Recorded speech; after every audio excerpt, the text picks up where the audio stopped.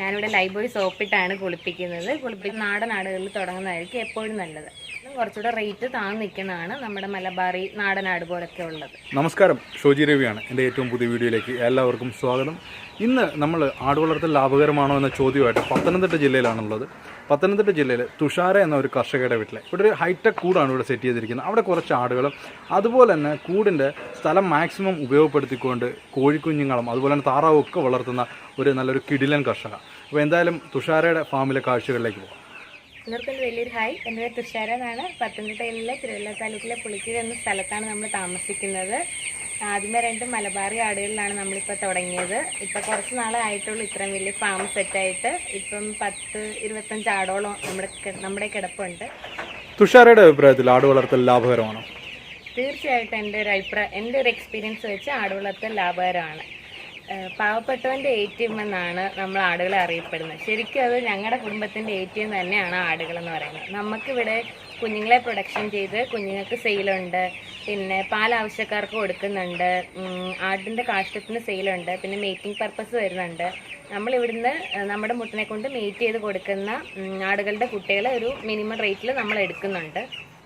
തുഷാരയുടെ ഈ ഒരു ചെറിയ കാലയളവിലെ അനുഭവം വെച്ചിട്ട് ഏത് തരം ആടുകളെ വാങ്ങി വളർത്തുന്നതായിരിക്കും ലാഭം?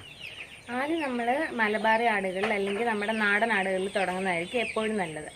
മറ്റ് സംസ്ഥാനത്തിലെ ആടുകളെ വെച്ച് നോക്കുമ്പോൾ ഇവർക്കെന്ന് പറയുന്ന രോഗപ്രതിരോധ ശേഷി എന്ന് പറയുന്നത് വളരെ കൂടുതലാണ്. പിന്നെ പൊതുവെ അവരെക്കാട്ടിലും കുറച്ചുകൂടെ റേറ്റ് താഴ്ന്നു നിൽക്കുന്നതാണ് നമ്മുടെ മലബാറി നാടൻ ആട് പോലൊക്കെ ഉള്ളത്. ഒരു ബിസിനസ് കൺസെപ്റ്റ് വെച്ച് നോക്കുകയാണെങ്കിൽ നമ്മൾ മലബാറി ആടുകളിൽ തുടങ്ങി കാര്യങ്ങളെല്ലാം പഠിച്ച ശേഷം അടുത്ത ഒരു ക്രോസ് ബ്രീഡ് ആടുകളിൽ പോവുക. അത് കഴിഞ്ഞിട്ട് നമ്മൾ അന്യസംസ്ഥാന ആടുകളിലേക്ക് പോവുക. മലബാറി ആടെന്ന് പറയുമ്പോൾ നമുക്കതിൻ്റെ കുഞ്ഞുങ്ങളെ പ്രൊഡക്ഷൻ ചെയ്ത് സെയിൽ ചെയ്യുമ്പം 16,000 രൂപയെ കിട്ടുന്നെങ്കിൽ ക്രോസ് ബ്രീഡ് അല്ലെങ്കിൽ ഹൈബ്രിഡ് ആടുകളെ നമ്മൾ സെയിൽ ചെയ്യുമ്പോഴത്തേക്ക് നമുക്ക് ഒരു കുട്ടിക്ക് 12-15 ഒക്കെ രൂപ കിട്ടും. ആദ്യമേ നമ്മൾ 2 ആടുകളെ വാങ്ങിച്ചു തുടങ്ങാം. ഒന്നുകിൽ അമ്മയും 2 കുട്ടികളായിട്ട് നിൽക്കുന്ന ആടുകളെ വാങ്ങുക, അല്ലെങ്കിൽ 7-8 മാസമായ 2 പെൺപിള്ളേരെ വാങ്ങുക. എന്നിട്ട് അവരുടെ കാര്യങ്ങളെല്ലാം മനസ്സിലാക്കുക. അവർക്ക് എന്തൊക്കെ തീറ്റിക്രമങ്ങൾ ശീലിപ്പിക്കണം, എന്തൊക്കെ അസുഖങ്ങളാണ് വരാൻ ചാൻസ് ഉള്ളത്, അവരുടെ ഓരോ മൂവ്മെൻറ്റ്സും നമ്മൾ മനസ്സിലാക്കണം. അവർ എന്ത് കാര്യത്തിനാണ് കരയുന്നതെന്ന് പോലും നമുക്ക് അവരുടെ ആ കരച്ചിലൂടെ മനസ്സിലാക്കാൻ സാധിക്കണം. അങ്ങനെ നമ്മൾ തുടക്കക്കാർ 2 ആടുകളിൽ നിന്ന് പഠിച്ചിട്ട് വേണം അടുത്ത ക്രോസ് ബ്രീഡുകൾ അതുപോലെ തന്നെ അന്യസംസ്ഥാന ആടുകളിലേക്കൊക്കെ പോകാൻ. പിന്നെ നമ്മുടെ നാടനാട് മലബാറി ക്രോസ് ബ്രീഡ് എന്നൊക്കെ പറയുന്ന അവർക്കൊന്നും നമ്മൾ സെപ്പറേറ്റ് തീറ്റയൊന്നും കൊടുക്കാറില്ല. നമ്മൾ എന്താണോ നമ്മുടെ മലബാറി അല്ലെ നാടൻ ആടുകളെ ശീലിപ്പിച്ചിരിക്കുന്നത് അത് തന്നെയായിരിക്കും ഇവർക്ക് നമ്മൾ കൊടുത്തു പോകുന്നത്. പ്രത്യേകിച്ച് തീറ്റക്രമങ്ങളൊന്നും സെപ്പറേറ്റ് അവർക്ക് നമ്മൾ കൊടുക്കാറില്ല. ഇവിടുത്തെ ആടുകളുടെ തീറ്റക്രമം ഒന്ന് പറയാമോ? ഇവിടെ നമ്മൾ ഒരു രാവിലെ ഒരു 6:30ക്ക് മുന്നായിട്ട് നമ്മൾ പച്ചപ്പുല്ല് പച്ചിലകൾ അങ്ങനെ കൊടുക്കും. പിന്നെന്താണ് 8:30ക്ക് മുന്നായിട്ട് നമ്മളിവിടെ പിണ്ണാക്ക് കൊടുക്കും. നമ്മളിവിടെ കൊടുക്കുന്ന പിണ്ണാക്കെന്ന് പറയുന്നത് പരുത്തിപ്പിണ്ണാക്ക്, തേങ്ങപ്പിണ്ണാക്ക്, ഗോതമ്പ് തവിട്, പെല്ലറ്റ്, ഇത്രയും കൂടെ മിക്സ് ചെയ്തിട്ടാണ് നമ്മളിവിടെ കൊടുക്കാറുള്ളത്. പിന്നെ ഒരു 11-12 മണിയൊക്കെ ആകുമ്പോഴത്തേക്ക് അടുത്ത സെറ്റ് പുല്ല് പച്ചിലകൾ കൊടുക്കാറുണ്ട്. പിന്നെ ഉച്ച സമയത്ത് കൂട്ടിൽ ശുദ്ധമായ പച്ചവെള്ളം നമ്മൾ വെച്ചിരിക്കും. പിന്നെ ഒരു 5:30-6 മണിക്ക് മുന്നായിട്ട് നമ്മുടെ കയ്യിൽ അവൈലബിൾ ആയിട്ടുള്ള പ്ലാവലയാണെ പ്ലാവല, പുല്ലാണെ പുല്ല്, അത് നമ്മളിവിടെ കൊടുക്കും. പിന്നെ നമ്മൾ മെയിൽസിന് നമ്മൾ പുളിയരി വേവിച്ച് കൊടുക്കാറുണ്ട്. പിന്നെ നമ്മൾ ആഴ്ചയിൽ 2 ദിവസം എല്ലാവർക്കും മീനെണ്ണ കൊടുക്കാറുണ്ട്. ആഴ്ചയിൽ 1 ദിവസം ബി കോംപ്ലക്സിൻ്റെ മരുന്ന് എല്ലാവർക്കും കൊടുക്കാറുണ്ട്. എൻ്റെ കൂടിനെ പറ്റി പറയുമെങ്കിൽ ഒരു ഹൈടെക് കൂടെന്ന് പറയാൻ പറ്റും. കുറച്ച് എക്സ്പെൻസീവാണ് നമ്മുടെ കൂട്. നിലത്തുനിന്ന് 5 അടി പൊക്കത്തിലാണ് നമ്മുടെ ആട്ടിൻകൂട് ഫിറ്റ് ചെയ്തിരിക്കുന്നത്. ആട്ടിൻകൂടിൻ്റെ അടിയിലാണ് ഞാൻ കോഴിക്കൂട് സെറ്റ് ചെയ്തിരിക്കുന്നത്. ആട് നിൽക്കുന്ന ഫ്ലോർ എന്ന് പറയുന്ന പ്ലാസ്റ്റിക് സ്ലാറ്റഡ് ഷീറ്റാണ് ഇട്ടിരിക്കുന്നത്. ആട്ടിൻകൂടിൻ്റെ റൂഫ് എന്ന് പറയുന്നത് 7-7.5 അടി ഉയരത്തിലാണ് ഞാൻ ഷീറ്റ് ഇട്ടിരിക്കുന്നത്. അതുകൊണ്ട് തന്നെ അവർക്ക് വലുതായി ചൂടും കാര്യങ്ങളൊന്നും അടിക്കത്തില്ല. പ്ലാസ്റ്റിക് ഫ്ലാറ്റഡ് ഷീറ്റാണ് ഇട്ടിരിക്കുന്നത് കൊണ്ട് ആട്ടുകുട്ടികളുടെ കാലൊന്നും ഇടയ്ക്ക് പോയി അങ്ങനത്തെ ഡാമേജസ് ഒന്നും വരത്തില്ല. പിന്നെ ആടിൻ്റെ കാഷ്ടമെല്ലാം ഞാൻ ആ കോഴിക്കൂടിൻ്റെ മുകളിലായിട്ട് സ്ലോപ്പ് സെറ്റ് ചെയ്തിട്ടുണ്ട്. അതുവഴി ഒഴുകി പാത്തിയിലേക്കാണ് വന്ന് വീഴുന്നത്. ആടിൻ്റെ മൂത്രമോ കാഷ്ടമോ ഒന്നും അതിൻ്റെ മേത്തൊന്നും പറ്റി രോഗങ്ങളൊന്നും വരാനുള്ള ചാൻസ് ഇല്ല. ഏകദേശം എത്ര രൂപയായി കൂട് പണിയാനായിട്ട്? എനിക്ക് ആടിൻ്റെ കൂടിൻ്റെ കോസ്റ്റ് എന്ന് പറയുന്നത് ഏകദേശം 1.25 രൂപയോളം ആയിട്ടുണ്ട്. സർക്കാരിൻ്റെ തൊഴിലുറപ്പ് പദ്ധതിയുടെ ഒരു സ്കീം വഴിയാണ് ഞാൻ എൻ്റെ ആട്ടിൻകൂട് സെറ്റ് ചെയ്തിരിക്കുന്നത്. അതെങ്ങനെയാണ് നമ്മൾ പണിതിട്ട് അതിന്റെ ബില്ല് സർക്കാർ ഈ പഞ്ചായത്തിൽ കൊടുക്കും? തൊഴിലുറപ്പ് എന്നൊരു വിഭാഗമുണ്ട് പഞ്ചായത്തിൽ. ഞാൻ അവിടെ എൻ്റെ ആട്ടുകൂടിൻ്റെ കോസ്റ്റ് എല്ലാം ആയതിൻ്റെ ബില്ല് സബ്മിറ്റ് ചെയ്തിട്ടുണ്ട്. നമ്മുടെ ഘട്ടം ഘട്ടമായിട്ട് നമ്മുടെ അക്കൗണ്ടിലേക്ക് കുറച്ച് പൈസ വന്നുകൊണ്ടിരിക്കും. ആടിന്റെ പ്രസവകാല സംരക്ഷണത്തെ പറ്റി ഒന്ന് പറയാമോ? കാരണം എന്നെ പോലുള്ള പുതിയ കർഷകർക്കൊന്നും ഇതിനെപ്പറ്റി വലിയ ധാരണയൊന്നുമില്ല. ഓക്കെ, നമ്മൾ ഡേറ്റ് എടുക്കാറാകുമ്പോഴത്തേക്ക് ഞാൻ എൻ്റെ കൂട്ടിൽ 2 പാർട്ടീഷൻ ചെയ്തിട്ടുണ്ട്. ഒരെണ്ണം മുട്ടന്മാരെ ഇടാനും ഒരെണ്ണം ഡെലിവറി കഴിഞ്ഞ് കിടക്കുന്ന ആടിനെയും കുട്ടികളെ ഇടാൻ വേണ്ടിയിട്ട്. ഡേറ്റ് അടുത്ത് വരുമ്പോഴത്തേക്ക് ഞാൻ ആ ആടിനെ സെപ്പറേറ്റ് കൂട്ടിലേക്ക് മാറ്റും. പിന്നെ പ്രസവം അടുത്ത് വരുമ്പോഴത്തേക്ക് അതിൻ്റെ ലക്ഷണം എന്ന് പറയുന്നത് എപ്പോഴും ഇരിക്കുക, കിടക്കുക, ക്ഷീണം കാണിക്കുക, പിന്നെന്തായിരുന്നു കൈയിട്ട് മാന്ത, ഇതൊക്കെയാണ് അതിൻ്റെ ലക്ഷണങ്ങൾ. പിന്നെ പ്രസവിച്ച് കഴിഞ്ഞിട്ട് അതിൻ്റെ വേസ്റ്റൊന്നും പോയില്ലെങ്കിൽ നമ്മളിവിടെ കൊടുക്കുന്ന മാവലയാണ്. മാവല കൊടുത്ത് ഒരു മണിക്കൂർ 3/4 മണിക്കൂറിനകം അതിൻ്റെ വേസ്റ്റൊക്കെ പോകാറുണ്ട്. പിന്നെ നമ്മൾ എല്ലാ കുട്ടികളും വന്നതിന് ശേഷം തള്ളയാടിന് നമ്മൾ കട്ടൻ ചായ ഇവിടെ കൊടുക്കുന്നത്, കുരുമുളകിട്ട കട്ടൻ ചായയാണ് ചെറു ചൂടോടെ നമ്മൾ കുടിക്കാൻ കൊടുക്കുന്നത്. പിന്നെ തള്ളേനെ കുട്ടീനെ കുളിപ്പിച്ച ശേഷം നമ്മൾ കുഞ്ഞിന് തള്ളേൻ്റെ കന്നിപ്പാൽ കൊടുക്കും. പിന്നെ നടുവിനും ബാക്കിലുമായിട്ട് നമ്മൾ ചൂട് വെച്ച് കൊടുക്കും. അല്ല, ഈ ചില ആളുകൾ പറയാറുണ്ട് ഈ കുട്ടികളെ എടുത്ത് മൂക്ക് തുടച്ചു കൊടുക്കണമെന്നൊക്കെ പറഞ്ഞാൽ അത് ശരിക്കും ആവശ്യമുള്ളതാണോ? അതോ അത് തള്ളയാടുകൾ ചെയ്തില്ല വെച്ചാൽ നമ്മളിവിടെ കണ്ടിട്ടുള്ളത് കുഞ്ഞുങ്ങളെ തള്ളയാടുകൾ മുഖം തുടപ്പിച്ച് അതിൻ്റെ മൂക്കിലുണ്ടായിരുന്ന വേസ്റ്റ് എല്ലാം തള്ള തന്നെ തുടച്ച് മാറ്റുക. അങ്ങനെ ചെയ്തില്ലെങ്കിൽ നമ്മൾ തുണിയെടുത്ത് തുടച്ചു കൊടുത്ത് വെച്ചാൽ മതി. ആടുകൾക്ക് സാധാരണ കാണുന്ന രോഗങ്ങളും അതല്ലെങ്കിൽ നമ്മൾ അതിന് വേണ്ട എന്താ പറയുക പ്രിക്കോഷൻസ് എടുക്കണമല്ലോ, വിരമരുന്ന് അതുപോലുള്ള കാര്യങ്ങൾ, അതിനെപ്പറ്റിയൊക്കെ ഒന്ന് പറയാമോ? ഞാനിവിടെ കണ്ടിട്ടുള്ളത് പൊതുവെ ചുമ, വയറിളക്കം, ഇതൊക്കെയാണ് ഞാനിവിടെ കണ്ടിട്ടുള്ളത്. വയറിളക്കമൊക്കെ വന്നാൽ പെട്ടെന്ന് നമ്മൾ ഇംഗ്ലീഷ് മരുന്നൊന്നും കൊടുക്കത്തില്ല. നമ്മൾ പെരയിലൊക്കെ വെച്ച് കൊടുത്തു നോക്കും. പെരയിലൊക്കെ കൊടുത്ത് നിൽക്കുവാണെങ്കിൽ അത് വെച്ച് പോകും. അല്ല എങ്കിൽ ഞാൻ ഇംഗ്ലീഷ് മരുന്ന് കൊടുക്കാറുള്ളൂ. പിന്നെ ഞാൻ എല്ലാ മാസവും ഇവിടെ വിരമരുന്ന് കൊടുക്കാറുണ്ട്. ഓരോ മാസം ഓരോ വിരമരുന്നാണ് ഞാൻ കൊടുക്കുന്നത്. പൊതുവെ ചുമയൊക്കെ വരുമ്പോൾ ഞാനിവിടെ മഞ്ഞളിട്ട് പുകച്ചു കൊടുക്കുക ചെയ്യണം. മഞ്ഞളല്ല, ആടലോടകത്തിൻ്റെ ഇല അവൈലബിൾ ആണ്, അതിട്ട് പുകച്ചു കൊടുക്കും. അല്ല എങ്കിൽ ഞാൻ മഞ്ഞളിട്ട് പുകച്ചു കൊടുക്കുകയാണ് ചെയ്യാറുള്ളത്. ആടിൻ്റെ കൂടിൻ്റെ അടിയിലായിട്ടാണ് ഞാൻ കോഴിക്കൂട് സെറ്റ് ചെയ്തിരിക്കുന്നത്. അത്ര സ്പേസ് വേസ്റ്റ് ആണ്ടല്ലോ എന്നൊക്കെ ഞാൻ മാക്സിമം യൂട്ടിലൈസ് ചെയ്തിട്ടുണ്ട്.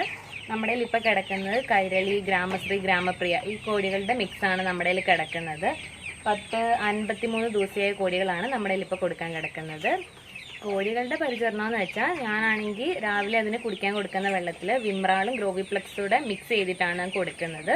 ഇപ്പം 53 ദിവസം ആയതേ ഉള്ളൂ. അതുകൊണ്ട് ഞാൻ ഗോതമ്പ് അരിയൊന്നും കൊടുക്കാൻ തുടങ്ങിയിട്ടില്ല. ഗോതമ്പ് അരി കൊടുത്താൽ പെട്ടെന്ന് ദഹിച്ച് വരത്തില്ല. ഇവിടെ ഗ്രോവറാണ് നമ്മളിപ്പോൾ കൊടുക്കുന്നത്. മുട്ട ഇടാറാകുമ്പോഴത്തേക്കിന് അരി, ഗോതമ്പ്, അതുപോലെ മുട്ടയിടുന്ന തീറ്റ, ലെയർ തീറ്റയൊക്കെ കൊടുത്ത് നമുക്ക് ശീലിപ്പിക്കാം.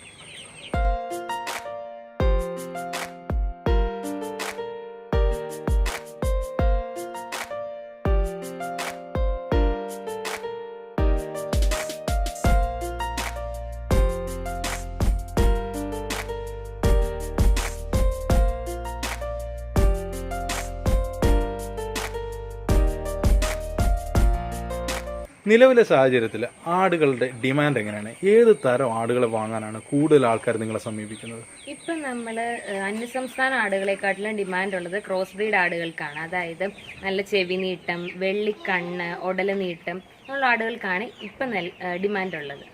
ക്രോസ് ബ്രീഡ് ആടുകൾ പിന്നെന്താ പറയുന്നത്, പാലുൽപാദനത്തിനായാലും മലബാറിനെക്കാട്ടിലും മുൻപന്തിയിലാണ്. പിന്നെ അതിൽ നിന്ന് ഇറങ്ങുന്ന കുട്ടികൾക്ക് നല്ല നല്ല കുട്ടികളായിരിക്കും ഇറങ്ങുന്നത്. കാഴ്ചയ്ക്ക് കുറച്ച് നല്ല ഭംഗിയുള്ള കുട്ടികളായിരിക്കും. അതെ അതെ അതെ, ആരോഗ്യത്തിലായാലും നല്ല കുട്ടികളായിരിക്കും ഇറങ്ങുന്നത്. അതുകൊണ്ട് തന്നെ നല്ലൊരു ഡിമാൻഡ് ഉണ്ടല്ലോ ഇപ്പൊ ചെവിക്കും കണ്ണിനും ഒക്കെ പ്രത്യേകത പറഞ്ഞിട്ട്. ആടുകൾക്കാണ് ഇപ്പൊ കൂടുതൽ ഡിമാൻഡ് ഉള്ളത്. ഇതാണ് എൻ്റെ തുടക്കത്തിലുള്ള ഒരു മലബാറി ആട്. ഇതെന്ന് പറയുന്നത് ഈ നമ്മുടെ ഗ്രാൻഡ് മദറായിട്ടാണ് നമ്മളിവിടെ ഇതിനെ കരുതുന്നത്. ഇതിനെ ഇപ്പം കുറേ അറക്കക്കാർ വന്ന് ചോദിച്ചു, ഇതിന് ഇത്ര പ്രായമായി, നമ്മൾ കൊടുക്കാൻ നിർത്തിയിരിക്കുകയാണ് ഇവളെ. ഇപ്പം എത്ര വയസ്സായി കാണും ഏകദേശം? അല്ലെങ്കിൽ നമ്മുടെ കയ്യിൽ വന്നിട്ട് എത്ര നാളായി? ഒത്തിരി നാളായി ഇവൾ എൻ്റെ കയ്യിൽ വന്നിട്ട്. ആടുകളെ നിങ്ങൾ കുളിപ്പിക്കാറുണ്ടോ? ഉണ്ടെങ്കിൽ അത് എങ്ങനെയാണ്? കാരണം ഞാനിപ്പോൾ 1 മാസത്തിലേറെ ആട് വാങ്ങിയിട്ട് ഞാൻ ഇന്നുവരെ കുളിപ്പിച്ചിട്ടില്ല. അതുകൊണ്ടാണ് ഞാനിവിടെ മഴയില്ലാത്തപ്പോൾ ആഴ്ച 2 ദിവസം കുളിപ്പിക്കാറുണ്ട്. ഇവിടെ കുളിപ്പിക്കുന്നത് എങ്ങനെയാണെന്ന് വെച്ചാൽ ഞാനിവിടെ ലൈബോയ് സോപ്പിട്ടാണ് കുളിപ്പിക്കുന്നത്. കുളിപ്പിച്ച് കഴിഞ്ഞാൽ ഉടനെ ഞാൻ അതിനെല്ലാം തോർത്തി വെയിലത്ത് കെട്ടി ഉണങ്ങി കഴിഞ്ഞിട്ട് കൂട്ടിൽ കയറ്റാറുള്ളൂ. പിന്നെ തല നനഞ്ഞാൽ എന്തെങ്കിലും പ്രശ്നമുണ്ടോ? കാരണം തല നനയ്ക്കത്തില്ല, പെട്ടെന്ന് തുമ്മൽ വരും. ഞാൻ തല നനയ്ക്കത്തില്ല. കുളിപ്പിച്ച് തോർത്തി കൂട്ടിക്കയറ്റാം, വെയിലത്തുണക്കി കൂട്ടിക്കയറ്റാണുള്ളത്. ഇവിടെ സോപ്പ്, ലൈബോയ് സോപ്പാണ് ഞാൻ ഇവരെല്ലാം കുളിപ്പിക്കാൻ ഉപയോഗിക്കുന്നത്. ഇപ്പം മഴക്കാലമാണ്, നമ്മൾ ആടുകളെ കൂടുതൽ സംരക്ഷിക്കേണ്ട കാലമാണ്. ഇപ്പം നമുക്ക് നനഞ്ഞ പുല്ലൊക്കെ ആയിരിക്കും കൂടുതൽ അവൈലബിൾ. നനഞ്ഞ പുല്ലൊക്കെ നമ്മൾ ചെത്തിക്കൊണ്ട് വന്നിട്ട് അത് ഈർപ്പം പുല്ലേന്ന് മാറിക്കഴിഞ്ഞിട്ട് നമ്മൾ ആട്ടിൻകുട്ടികൾക്ക് കൊടുക്കാവുള്ളൂ. അല്ല വെച്ചാൽ അവർക്ക് വയറിളകാനുള്ള ചാൻസ് ഉണ്ട്. പിന്നെ ഞങ്ങളെ സംബന്ധിച്ച് പറയുകയാണെങ്കിൽ ഞങ്ങളുടെ ഫ്രണ്ടിൽ പുഞ്ചയാണ്, അതുകൊണ്ട് ബാക്കിൽ തോടാണ്. ഒരുപാട് കൊതുകിൻ്റെ ശല്യമുണ്ട്. അതുകൊണ്ട് തന്നെ നമ്മൾ എപ്പോഴും ഇവിടെ കൊതുകിൻ്റെ ശല്യം കുറഞ്ഞിരിക്കാൻ വേണ്ടി നമ്മൾ പുകച്ചു കൊടുക്കാറുണ്ട്. ആട്ടിൻ കുട്ടികളുടെ പരിചരണത്തെ പറ്റി ഒന്ന് പറയാമോ? ആട്ടിൻകുട്ടികൾ നമ്മൾ കുറഞ്ഞത് തള്ളയുടെ പാൽ ഒരു 2-2.5-3 മാസം വരെ കുഞ്ഞിനെ കുടിപ്പിക്കണം. ഒരു ഒന്നര മാസം ആകുമ്പോഴത്തേക്കും കുഞ്ഞും തള്ള കഴിക്കുന്ന കണ്ടിട്ട് പുല്ലൊക്കെ കഴിക്കാൻ തുടങ്ങും.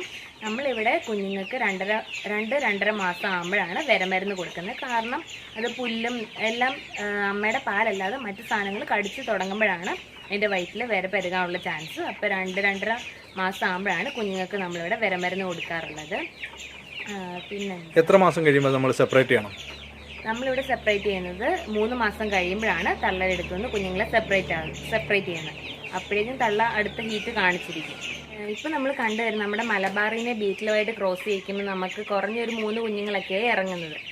എപ്പോഴും നമുക്ക് 2 കുഞ്ഞുങ്ങളുള്ളതായിരിക്കും നല്ലത്. കാരണം 2 കുഞ്ഞുങ്ങൾ ആദ്യമേ കയറി പാല് കുടിച്ചു കഴിയുമ്പോൾ മൂന്നാമത്തേത് വെയിറ്റിംഗ് ആയിരിക്കും. ആദ്യമേ കുടിക്കുന്ന 2 കുഞ്ഞുങ്ങൾ ഫുള്ള് പാല് ഊറ്റി കുടിച്ചിട്ട് പിന്നെ ആയിരിക്കും മൂന്നാമത്തേന് അതിൻ്റെ പാല് കുടിക്കാൻ കിട്ടുന്നത്. അപ്പോൾ നമ്മൾ എപ്പോഴും അതിനെ പിടിച്ചു കൊടുത്ത് ശ്രദ്ധിച്ചുകൊണ്ടിരുന്നില്ലെങ്കിൽ ആ മൂന്നാമത്തെ കുഞ്ഞ് എപ്പോഴും വളരാതെ കുഞ്ഞതായി തന്നെ ഇരിക്കും. അതിൻ്റെ ആരോഗ്യത്തെ അത് ഒരുപാട് ബാധിക്കും. നമ്മൾ ഒരുപാട് അതിനെ ശ്രദ്ധിക്കേണ്ടി വരും, പാല് പിടിച്ചു കൊടുത്ത് ശ്രദ്ധിക്കേണ്ടി വരും. ഈ ഒരു കൂട്ടിനകത്ത് ആടുകളെ ഒന്നും കെട്ടിയിട്ടേക്കുന്നതായിട്ട് കാണുന്നില്ല. കാരണം എല്ലാത്തിനും കഴുത്തിൽ ബെൽറ്റ് ഉണ്ട്, പക്ഷെ ഒന്നിനും കയറിട്ട് കെട്ടിയേക്കുന്നില്ല. എന്തുകൊണ്ടാണ് അങ്ങനെ ചെയ്തത്? നമുക്കിപ്പോൾ പുറത്തഴിച്ച് കെട്ടാൻ വലിയ സൗകര്യങ്ങളൊന്നും ഇല്ല. അപ്പോൾ അതിൻ്റെ കൈയും കാലും ഒക്കെ ആടി അത് നടക്കാൻ വേണ്ടിയിട്ടാണ് ഞാൻ കൂട്ടിലെല്ലാത്തിനും അഴിച്ചിട്ടിരിക്കുന്നത്. 2 ആടുകളെ കെട്ടിയിട്ടുണ്ട്. അവർക്ക് കൊമ്പുണ്ട്, ഇച്ചിരി മെനയുണ്ടാക്കുക. അതുകൊണ്ട് ഞാൻ അവരെ 2നെ കെട്ടിയിട്ടിട്ടുണ്ട്. ഈ മുട്ടനാടിന്റെ കുഞ്ഞുങ്ങളാണ് ഇവന്മാർ തമ്മിലിടിക്കാനുള്ള സാധ്യതയില്ല ഈ അഴിച്ചു വിടുമ്പോഴത്തേക്കും? ഇല്ല, നമുക്കിവിടെ അങ്ങനെ ഞാൻ കണ്ടിട്ടില്ല. 3 മാസം വരെ അവർ അഗ്രസീവ് അല്ലായിരിക്കും. പിന്നെ ഞാൻ മുട്ടന്മാരെ കൂട്ടിൽ അഴിച്ചാണ് വിട്ടിരിക്കുന്നത്. കെട്ടിയിട്ട അവന്മാർക്ക് ഭയങ്കര ശൗര്യമായി തീരും. വീണ്ടും ഇടിക്കാനുള്ള ഒരു ടെൻഡൻസി കാണിച്ചു. അപ്പോൾ അഴിച്ചു വിട്ട് കഴിഞ്ഞാൽ ആ പ്രശ്നം ഒരു പരിധി വരെ കുറയുമായിരിക്കും. ഒരു പരിധി വരെ കുറയും. തുഷാരയുടെ കൂട് ഒരു കിടിലം കൂടാട്ടോ. എനിക്ക് ശരിക്കും നന്നായിട്ട് ഇഷ്ടപ്പെട്ട ഒരു നല്ല അടിപൊളി കൂട്, നന്നായിട്ട് വായുസഞ്ചാരമുള്ള ഒരു ക്ലാസ് കൂട്. ഇതിൻ്റെ ഗുണവും ദോഷങ്ങളും, അതായത് എന്തെങ്കിലുമൊക്കെ ദോഷങ്ങളുണ്ടാവുമല്ലോ ഗുണങ്ങളോടൊപ്പം തന്നെ, എന്തൊക്കെയാണെന്ന് പറയാമോ? ആദ്യമേ ഞാൻ ദോഷം എന്താണെന്ന് പറയാം. ഞാൻ എൻ്റെ കൂടിനകത്ത് തന്നെയാണ് ഫീഡിംഗ് ട്രേ സെറ്റ് ചെയ്തിരിക്കുന്നത്. അതുകൊണ്ട് തന്നെ ഇപ്പം ആടിൻ്റെ മൂത്രം കാഷ്ടമൊന്നും വീട് എൻ്റെ കൂട് വൃത്തിയേടാകത്തില്ല. പക്ഷേ ഞാൻ കൊടുക്കുന്ന പുല്ല് പകുതി ഇവർ തറയെ വലിച്ചിട്ട് അത് വേസ്റ്റ് ആക്കാൻ നല്ല ചാൻസ് ഉണ്ട്. എനിക്ക് പറ്റിയൊരു മണ്ടത്തരം എന്ന് പറയുന്നത്, ഫീഡിംഗ് ട്രേ എന്ന് പറയുന്നത്, ഈ കൂട് കണ്ടിട്ട് ആരെങ്കിലും കൂട് പണിയുന്നുണ്ടെങ്കിൽ ഫീഡിംഗ് ട്രേ എപ്പോഴും വെളിയിൽ സെറ്റ് ചെയ്യുന്നതാണ് നല്ലത്. അതാകുമ്പോൾ പുല്ല് അവർ വേസ്റ്റ് ആക്കി നമ്മുടെ കൂട്ടിലേക്ക് വലിച്ചിട്ട് കൂട് വൃത്തികേടാക്കത്തില്ല. പിന്നെ ഫീഡിംഗ് ട്രേ പുറത്ത് വെക്കുമ്പോഴത്തേക്ക് നമ്മൾ അതിനൊരു അടപ്പ് വെച്ചിരിക്കണം. അല്ല എങ്കിൽ കൊച്ചു കുട്ടികൾ അതിനകത്ത് ചാടി ഇറങ്ങി വെളിയിലൊക്കെ പോകാനുള്ള ചാൻസ് ഉണ്ട്. ഇപ്പം ഞാനാണ് എൻ്റെ ഒരു സുഹൃത്തിൻ്റെ കണ്ടു, അവർക്ക് എത്ര ആയിരുന്നു, 6-7 ആടുണ്ടായിരുന്നു. അതാണെങ്കിൽ തടിയുടെ കൂടായിരുന്നു, വലിയ സേഫ്റ്റി ഇല്ലാത്തൊരു കൂടായിരുന്നു. അപ്പം 7-8 മാസമായ 6 കുഞ്ഞുങ്ങളാണ് ഒരുമിച്ച് പട്ടിയുടെ ആക്രമണത്തിൽ മരിച്ചു പോയത്. ഈ കൂട്ടിൽ നിന്ന് അങ്ങനെ ഒരു സംഭവം ഉണ്ടാകാൻ സാധ്യതയില്ലല്ലോ? ഇല്ല, എന്റെ കൂടെ എന്ന് പറയുന്നത് സേഫ്റ്റിയാണ്. യാതൊരു ഇരപിടിയന്മാരും ചാടി അകത്ത് കയറാത്ത തരത്തിൽ സേഫ്റ്റി ആയിട്ടാണ് ചെയ്തത്. എന്താ പറയണ്ടേ, ജോലി ഭാരം കുറവാണ്. ഇപ്പൊ ഞാൻ പഠിക്കാൻ പോവും, അമ്മ ജോലിക്ക് പോവും. അപ്പൊ അധികം കഷ്ടപ്പാട് എനിക്കില്ല. എനിക്ക് തോന്നുന്നു നല്ല വായുസഞ്ചാരം ഉള്ളതുകൊണ്ടായിരിക്കും നല്ല യാതൊരുവിധ സ്മെല്ലും ഫീൽ ചെയ്യുന്നില്ല. ഇല്ല. ഹൈടെക് കൂടിൻ്റെ ഏറ്റവും വലിയൊരു മേന്മയാണത്. ഞാൻ ചെയ്ത വീഡിയോകളിൽ ആദ്യമായിട്ടാണ് ഇങ്ങനെ ഒരു സ്ലൈറ്റഡ് ഫ്ലോറൊക്കെ വെച്ചിട്ടുള്ളൊരു ഒരു കൂട് കാണുന്നത്. അതിൻ്റെതായിട്ടൊരു പ്രത്യേകത ഞാൻ ഫീൽ ചെയ്യുന്നുണ്ട് കേട്ടോ. നല്ല യാതൊരുവിധ സ്മെല്ലൊന്നുമില്ല. അതെ, തീർച്ചയായിട്ടും. അപ്പോൾ ഇവിടുത്തെ ഈ ആട് വളർത്തൽ വിശേഷങ്ങൾ എല്ലാവർക്കും ഇഷ്ടപ്പെട്ടു എന്ന് വിശ്വസിക്കുന്നു. അപ്പോൾ മറ്റൊരു നല്ല കിടിലം വീഡിയോ ആയിട്ട് വീണ്ടും കാണാം. നന്ദി.